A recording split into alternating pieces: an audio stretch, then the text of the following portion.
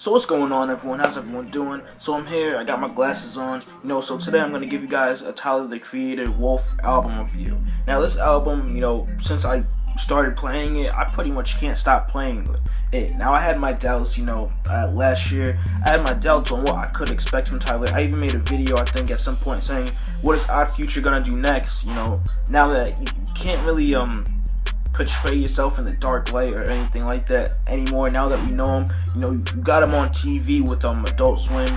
You can't really do much here. So I liked how the way Tyler went on this is completely different from the way he went from Goblin or even from Bastard. I personally, I feel like I like this album a lot more than Goblin was. Now for this reason, I'll hop into it and give you guys why I thought so. But now on this album, you have 18 tracks. And on those 18 tracks, you get your regular Odd Future people such as, Frank Ocean, Mike G, Hachi, Damo Genesis. You have Casey Veggies on here. You also have some other people that aren't a part of that Odd Future clique. You have Erykah Badu, Coco. The list. You have Pharrell in here. So I really liked how, he kept his OF, friends on this, but he also brought some other people. So I'm gonna hop into it. Also, I want to say that the Erykah Badu track that he had in here, I gotta say that just to start this off, I wasn't feeling it. It was an okay song and everything, but I didn't fit the tone of the album.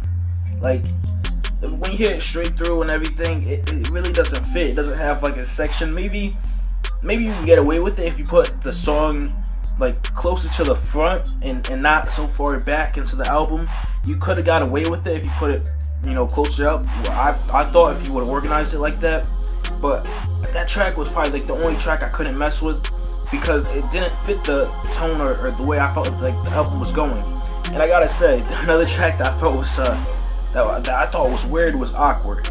Now Awkward, he's talking about a girl. It's completely different from the stuff you hear Tyler talk about on pretty much every song or like Goblin. The same guy is talking about love and different things and kissing, and it's different from Tyler, and it's awkward like the track tells you. So I gotta say that song is awkward and weird, but it's interesting to see that he's not afraid to take steps into something that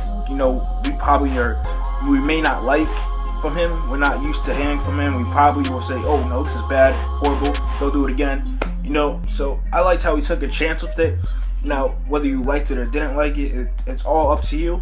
Another thing that I did notice about this is, I felt like this album, as soon as Tyler started rapping from the beginning, of the first couple tracks, I felt like this album was, focused on lyrics, and even if the lyrics were, joking around or, had some crazy punchlines or witty punchlines to it, I felt like this album, he really focused on lyrics, whether it was something silly or whatever. The album, to me, he kept me entertained from start to finish, where, I wanted to listen to what he was saying, even the features that he had on here. I didn't feel like an OF member didn't do their thing. I even felt like, even the song that Jasper was on, Trashwang, where he was just playing around, these tracks where they're just rambling on, doing whatever, I still felt like that was entertaining, and I liked it. I thought that was dope, completely different than, what you got from Goblin. This album, I felt like it was a lot less dark. It's a lot more open. He talked about his grandma, which I thought was crazy, because maybe it's me, but I can't really think of a song where Tyler can really get real deep into it and where he, I would say, expresses his emotion or gives you his thoughts on something as deep as, someone that was close to him that actually cared for him and everything. So I thought that was dope how he gave you some, insight into his life, where I felt like this album really focused on that, where Tyler really, he dug deep and he looked into himself and gave you, that introspective side of him, which, I'm surprised about. I'm like, that's a A+, something different than what you didn't want, you may have wanted from Goblin. I gotta say, I was surprised when I heard it, and I gotta give him credit for, even bringing that song up or even putting lyrics that are like that in this album. But also, this can't be a Tyler, the Creator album without having, those ignorant tracks where they just go off and they're just having fun, So that's why I liked such as tracks like Trashwang, where they're all just having fun. You know, Damo 23, I thought was a dope song. Tamale, you know, like the whole productionless album, I thought was dope. Some of the tracks I did feel, I think, let's say 2 or 3 songs where I felt like he was kind of taking a beat, they're sampling from another song that he has done previously from a past album. But, you know, that's just my idea of, like, I can't even think of the songs. There's like 2 or 3 of the songs that felt familiar to me, that he, like, kind of sampled and added some things on and things like that, but I can't really think of it off the top of my head. If anyone knows what I'm talking about, you know, tell me down below in the comments. But overall, you know, production was dope on this album. I was feeling it, you know, it's a dope album. I can't really down it.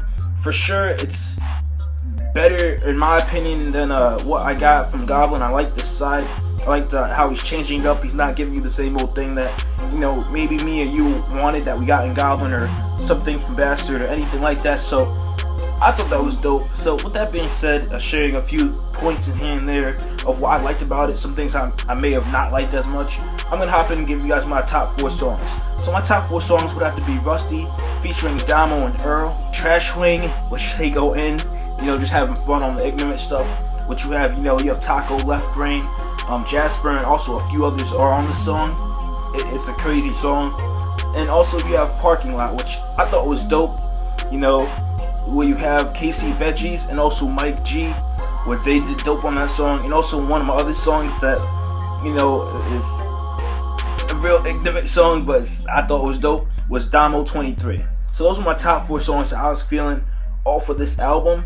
And I gotta say, this album was dope. Like, if you haven't heard it, or if you have heard it, tell me your thoughts, because I'm interested to know what you think. And as always, I gotta give this album a 9 out of 10. I thought it was dope. You know, Tyler blew my expectations out of the water. So, you know, what about you? So it's just my quick thoughts on everything. I'm interested to know what he's gonna do for his next project, so we gotta wait another 2, maybe 3 years, or a year, whatever, how long he takes to put out his next project. I'm interested to see what he takes this and or where he goes from here. So with that being said, share your thoughts if you have heard this album. If you haven't heard this album, be sure to check it out on iTunes, Spotify, you know, all the places where you can check it out and support Tyler and all that. You know, I thought it was a dope album. Share your thoughts, like I said, if you have heard it. And I'm out. Peace. To Walmart, we're like, oh, look at all the people there. Look at all the people. Oh my God. Yeah. Like, it was crazy. Like, we were all sitting there like, oh, look how late it is.